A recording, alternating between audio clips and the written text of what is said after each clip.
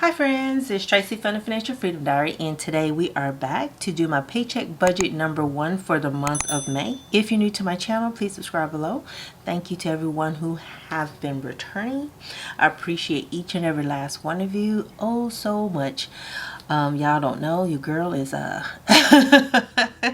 she's like going nuts with everything from work and trying to move. It's been a challenge. So what I'm going to do is I'm going to tear out budget number 1, right? Because I really need to look at my monthly budget. If you don't know, I'm a salaried employee. I get paid twice a month. I get paid the very last day of the month, and that is what I use as paycheck number 1. And then on the 15th of the month. So April 30th is May paycheck number 1. May 15th is my last paycheck of the month. So that's how that works for me. So I got that torn out, and I'm looking at this budget. On my monthly budget, you may have noticed that I didn't put up here anything about the sinking funds, because the way I see it in my head, my monthly income can take care of it. It's just that the income has to come from paycheck number 2. So how am I going to fund it when I need to pay everything on the 1st? I'm going to move money from my sinking funds to cover it, and then I want to pay that money back, so that way I have it when I need to move and all this other stuff. And so the moving and everything else, I haven't decided on a date. I've turned in 2 maintenance requests for the carpet issue for the master bedroom and on the landing for the stairs, and I've also turned in the maintenance request for the refrigerator. So, and I've also showed them proof that, I paid money for a rug doctor, to shampoo the carpet, and somebody had to know this, but we ain't gonna argue. Just fix it. So I'm going to zoom you guys in, so that way we can make comparisons and hopefully we can get this thing going.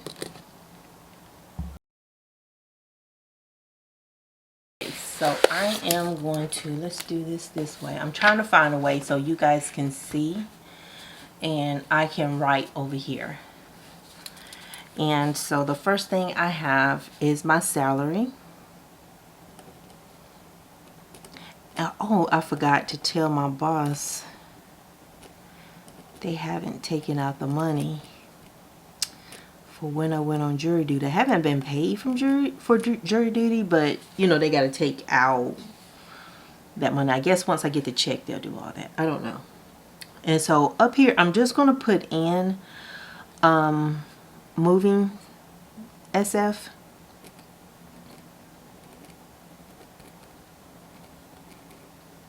So it's not confusing for you. And so my income is $26.41. I don't talk about like my 401k and things like that. The rent that I'll receive from my sons is $300.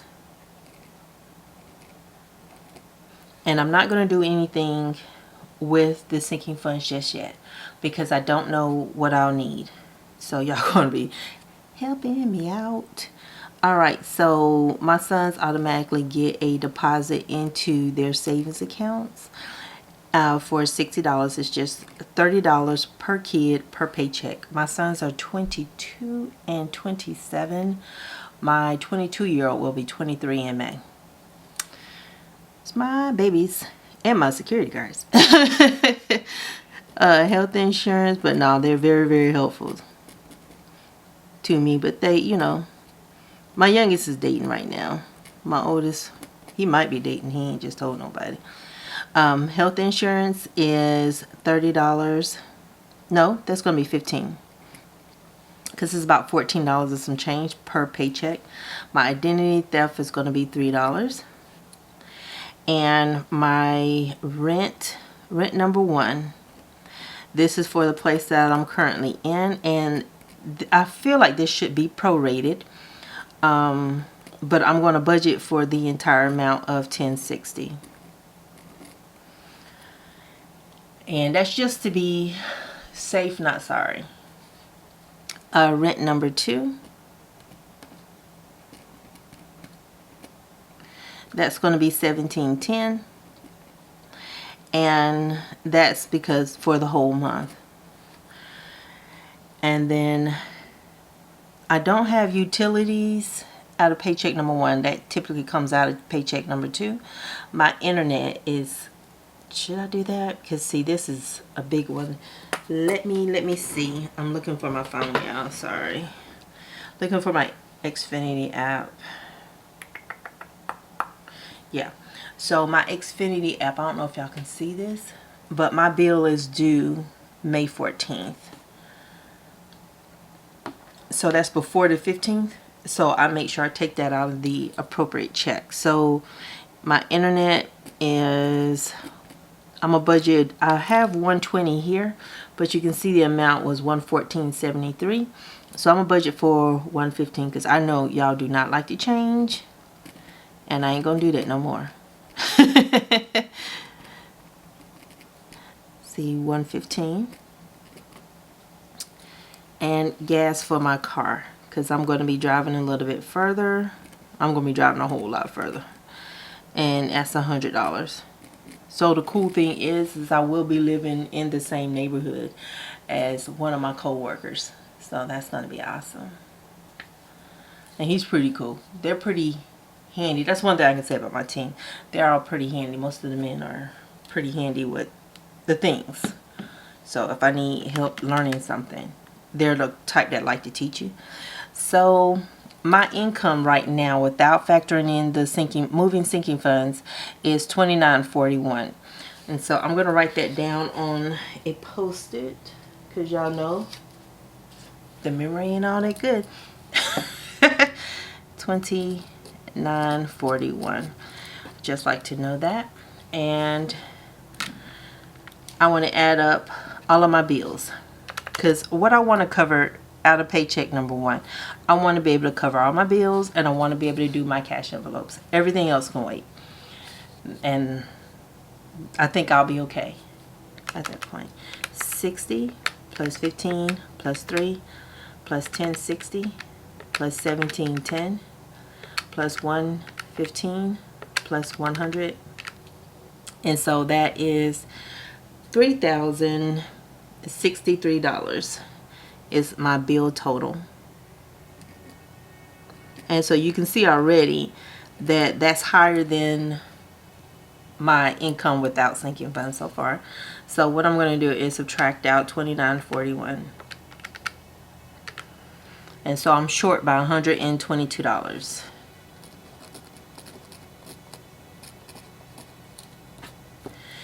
I want my cash envelopes, so I know that my cash envelopes are $9.55, and I'm just going to add that to $122.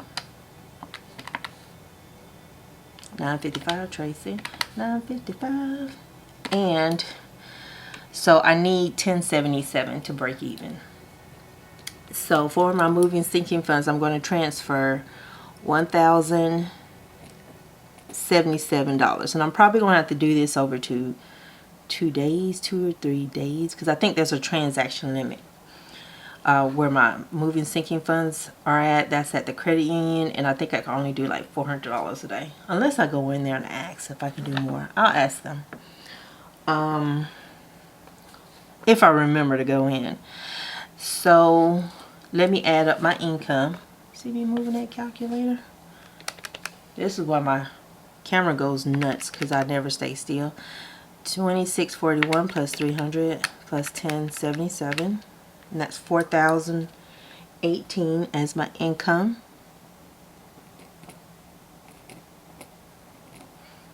Okay, and subtract out 3063. That leaves me with $9.55.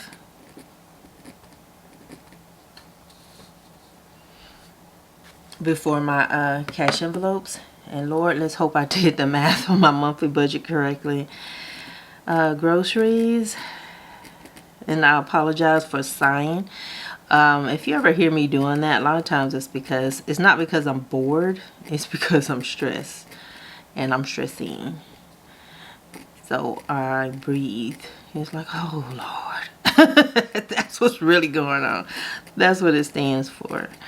Household. This ink pen is about to run out. I can feel it. Personal. Alright, so my groceries, I'm giving myself $600, which is $120. And because there's 5 Sundays in May, so that's 120 times 5.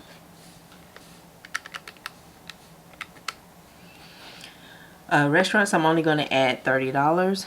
I really can do without that. But I may have to buy something for... I don't have to buy anything, but I may have to.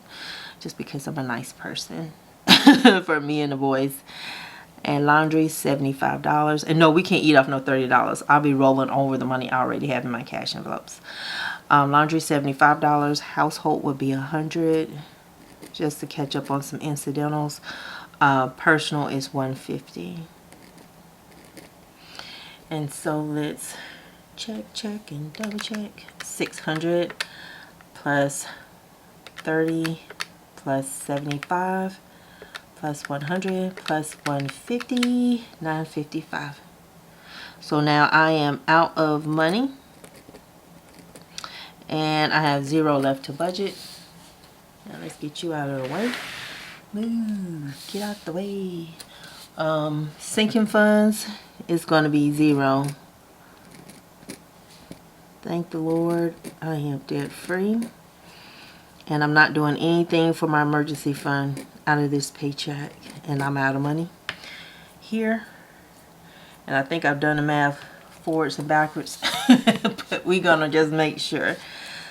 2641 plus 300 plus 1077. It's 4018. Subtract out 3063 and 955. And I have a 0 base budget.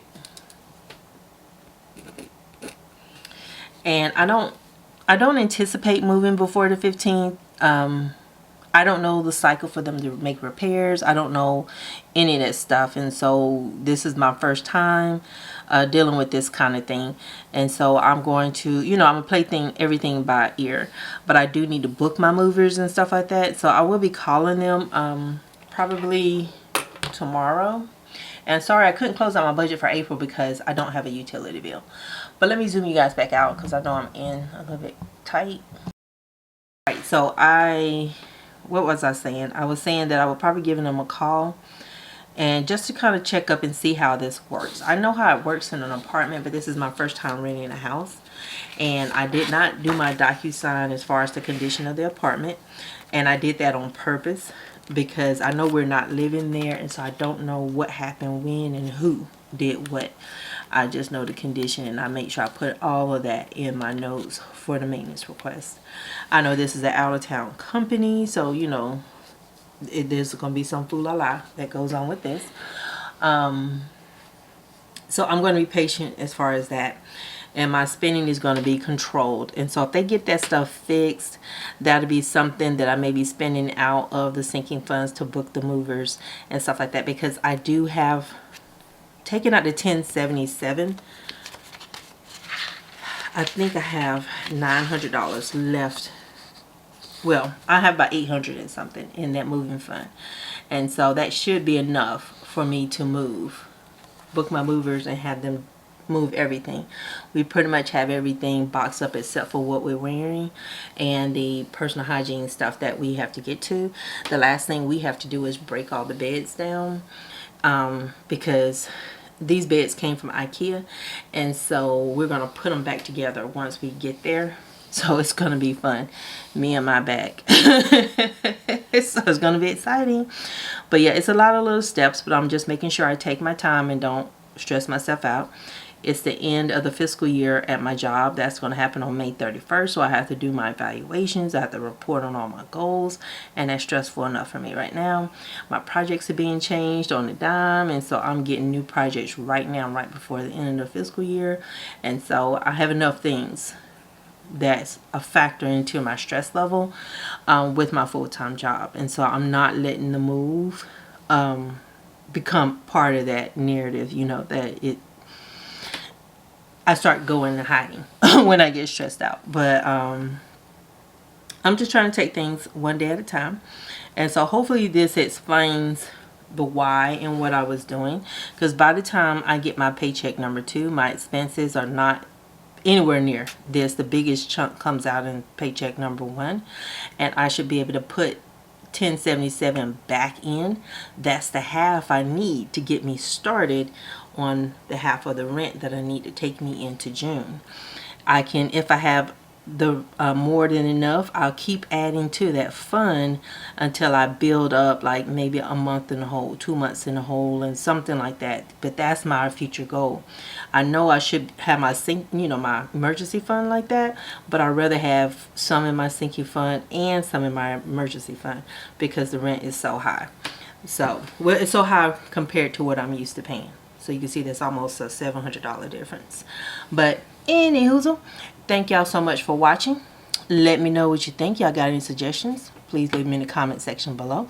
And I will talk to you guys again on Saturday when I do my week 4 check-in for my cash envelopes and close them out. Y'all have a great one. Bye.